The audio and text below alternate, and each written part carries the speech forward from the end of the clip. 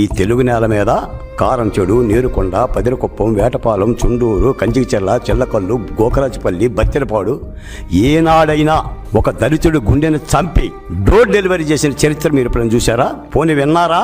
తాను చంపి తన వాహనంలో శవాన్ని తీసుకెళ్లి సాక్షాత్తు ఎస్పీ పాత్రికేయ సమావేశంలో అనంతబాబుని నేనే చంపా అని గర్జించి చెప్పిన అనంతబాబు ఎమ్మెల్సీ పదవిని తీవా? అది హత్య కాదా?